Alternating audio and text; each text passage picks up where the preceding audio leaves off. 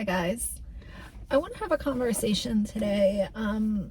This is just the way my brain works. I'm literally sitting here. I just ran into Ulta because I discovered Beyonce's new brand. I think it's pronounced Sacred, and I ended up getting the shampoo. I really liked it, so I decided to come and get the treatment mask today. And I'm just sitting here thinking. Sometimes my mind just goes in a million different directions at any point during the day. And for some reason, I was thinking about a video that James Charles recently put out. And then I was thinking about kind of the success that beauty influencers have been given and how much fame and money and attention they've been granted over the years. And then I started thinking about Michael Duvall. And thinking about Michael Duvall and James Charles within the same kind of sentence, I have an issue.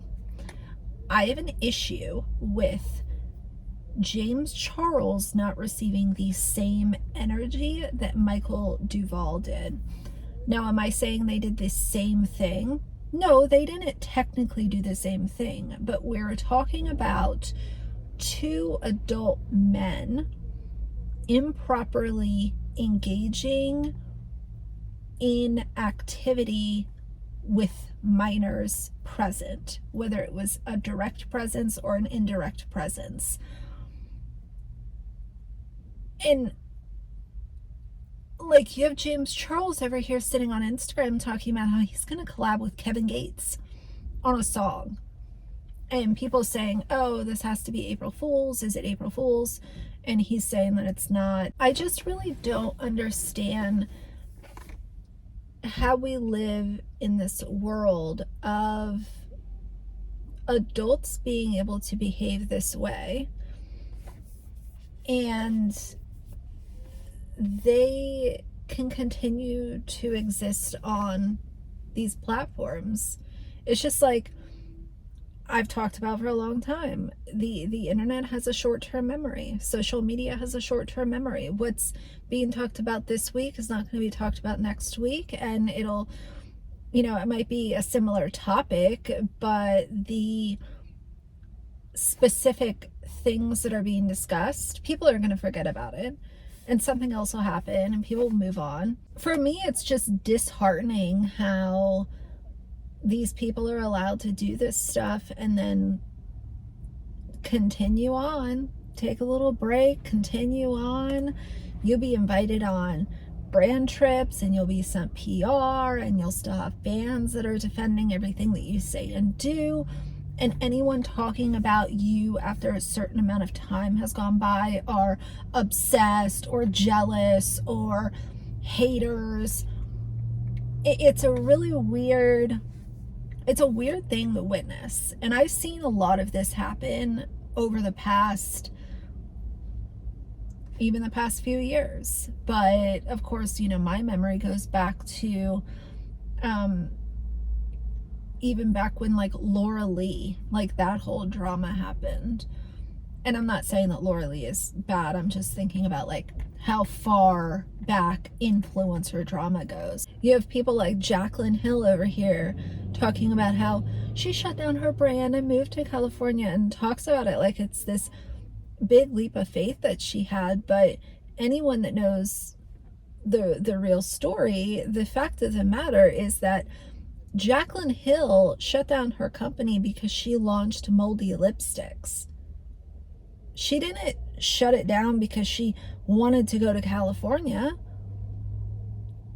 There were a million videos made about her and her moldy, hairy lipsticks. So it's just like, they'll sit there and they will rewrite history, and a lot of people will just let it go. And that's just the way that influencers go. For years, they will sit there and sell you a bunch of stuff that you don't need, tell you a bunch of stuff that is not true, mislead you, pull the wool over your eyes, and they'll get rich off of it. Then they'll be exposed for being awful individuals. they'll take a little break and then they'll come back, and their success might not be what it once was, but they will continue on and their fans will excuse it. And then new people that discover them won't know about what actually happened, and they won't do the research to figure out what actually happened. And those are just more people that are going to continue to support these. But I've said it for a long time, I'm ready for, a class of influencers that don't want to be called influencers because they don't like what influencer means. Just good people that are given huge platforms that actually deserve it. I think of people like Nina Poole. Nina Poole is doing influencing technically, but she's a good one. She's a good egg. She's not over here trying to get rich off people. She's giving people affordable options to skincare and makeup, and there are very few like her, and I've talked about her before, but she is a good one. And I hope that more come out that are like her. But I know this was totally random and just, sharing my thoughts as I always do. And I was sitting here thinking like, wow, James Charles still has supporters. And what that tells me is Michael Duvall is always going to have supporters. And that's just the way the cookie crumbles.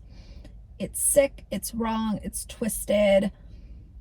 It makes me shake my head in disgust, to be quite honest.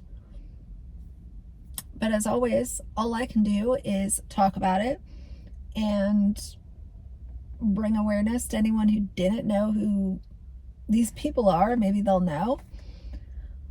But that's all we're here to do, is to talk. So I'm going to move on with my day, but really, really good update coming regarding the Resilient Jenkins. I've got some updated stuff on them coming, but just keep an eye out. And by the way, I'm trying to build my Instagram a little more, so if y'all want to go follow me over there, I upload on my story every single day, whether it's random stuff I come across, photos of Axel, random little things. Like, I don't know, I think I do a pretty good job at being consistent over there, especially on stories, but it's the same username if you're interested. But either way, for now, if you like the video, please leave a like and a comment, and if you'd like to see more from me in the future, please subscribe. I'll see you guys soon. Bye.